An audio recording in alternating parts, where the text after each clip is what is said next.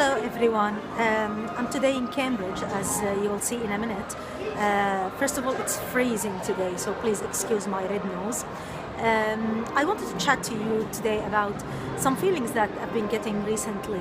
So, as you will see in a minute, I was stopped today by two young people in the city who asked me if I'm happy to answer some questions and be filmed while answering. And I agreed if they were happy to answer my questions in return, and they kindly agreed actually, and you will see the footage in a minute. I just wanted to chat to you before showing you that. So in the last couple weeks I got to meet some people who had different attitude and positions when it comes to Syria. But every time I was getting this impression that something is not right. Something is not right about how people think of Syria or how they feel about Syria. So to make things just quickly clear, 2 weeks ago, a couple of weeks ago now, I spoke at a public meeting for Stop the War coalition here in the city. And at that meeting there was that gentleman who spoke as well, and he started by saying that Assad is a horrible dictator, there is no point in denying this, and he did horrible stuff in the country. And then he started listing all the events and like occasions when he stood up against Israel and when he fought imperialism and imperialist powers and all of that. That's the first kind of or type or category, if you want, of people. The second one, sorry for the interruption, my mobile stopped filming because it was full. I had to delete some stuff, so hopefully it will be okay now. So I was talking about the second type of people, and I got to meet that lady in Denmark, and I went for a workshop there, and she's a non-violent, I would describe her, a non-violent activist. She believes in non-violence as a means for change as opposed to military action. And I am a pro-non-violence myself. I started as a non-violent activist, and I still believe in social change, social peaceful change. But then what is different is that this lady is not ready to support the Syrian cause. She's skeptical about it, let's put it this way, because she thinks that it's not a civilized way to bring about change, and that change does not come about by revolutions. People should, from all backgrounds and with different ideas, opinions, should sit together around a negotiation table and negotiate their way out of the crisis.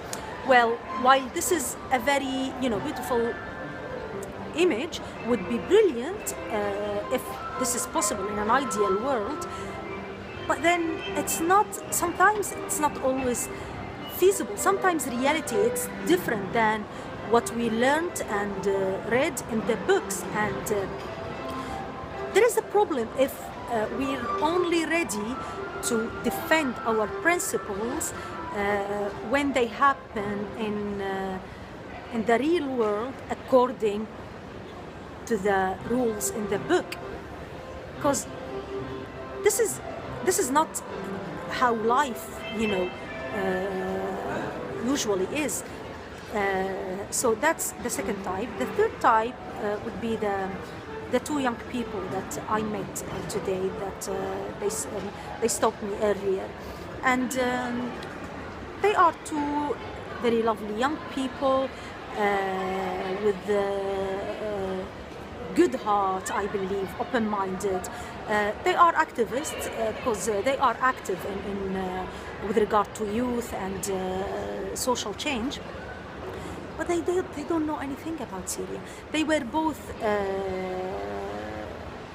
aware of a war going on in Syria, and they helped in campaign, refugees campaign, but they don't know anything else.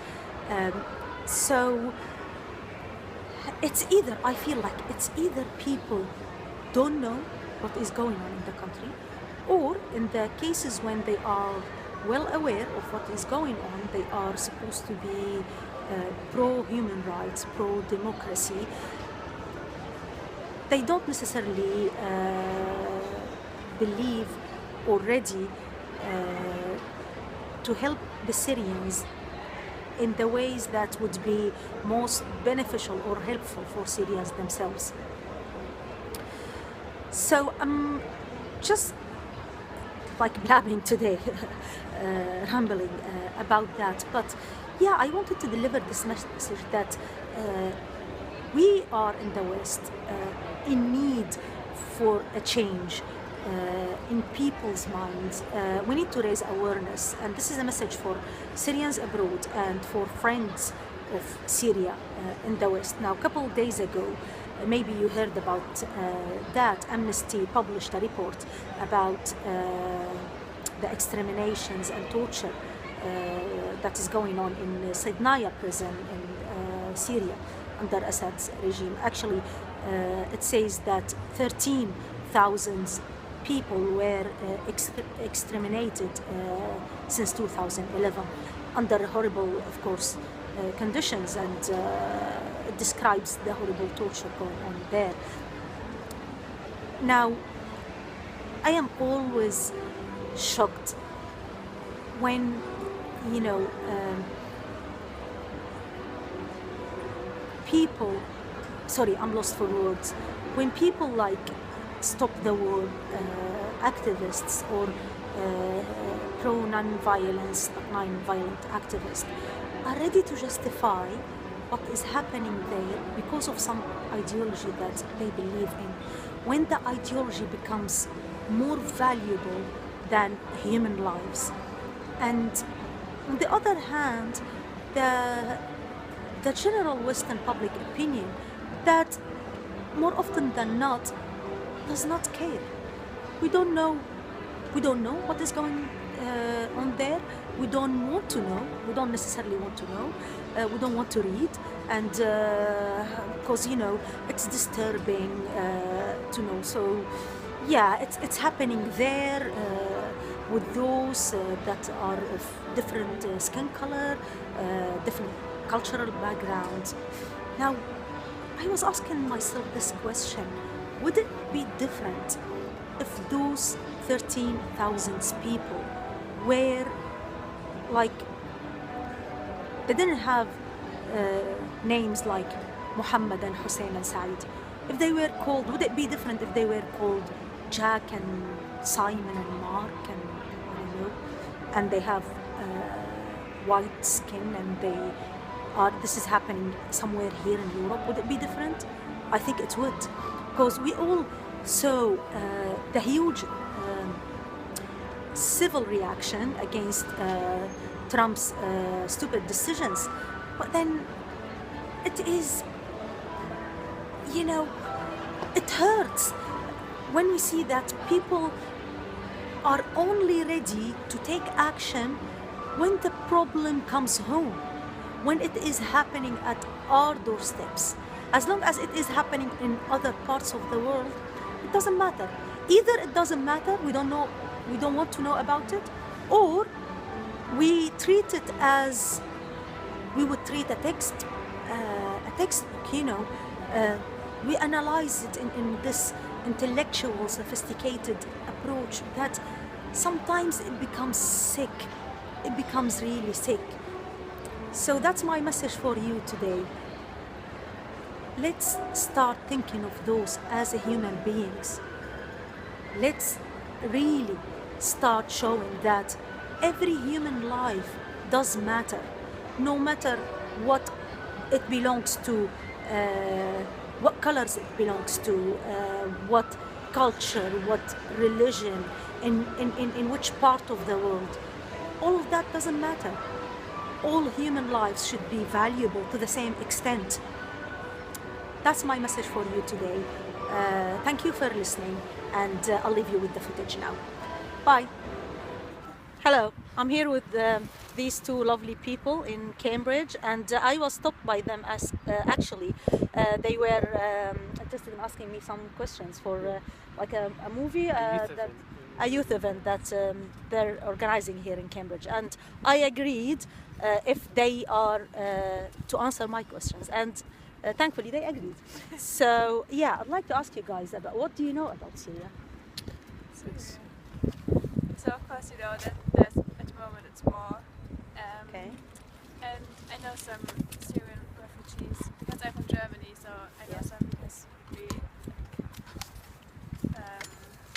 have lots of them in our country now. Yeah. And yeah, what about you? I don't really know much about Syria itself, but I know that there are refugees and they're trying to get to a better place because of the war. And I was able to work with some guys from Syria, from other places in the east, when I went over to Dunkirk to help out with the camps and things. Okay, cool.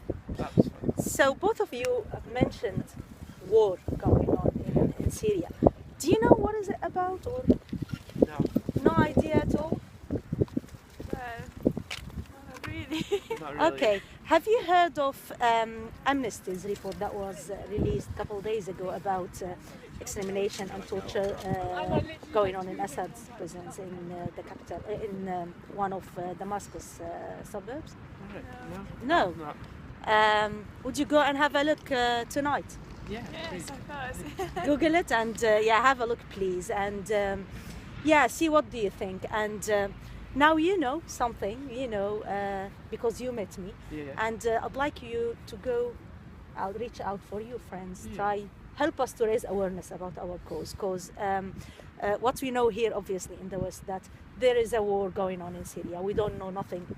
Most of the cases, you know, we're not bothered enough to know what is actually going on there, and these people need our help, and it's not only about them. I believe it's about us also, because you know, if we don't stop crises in other parts of the world, at some point they will reach our doorsteps, right? Yeah. Okay, thank you Thank you. for being with me today. Thanks. Bye. Have a good day. And you, bye.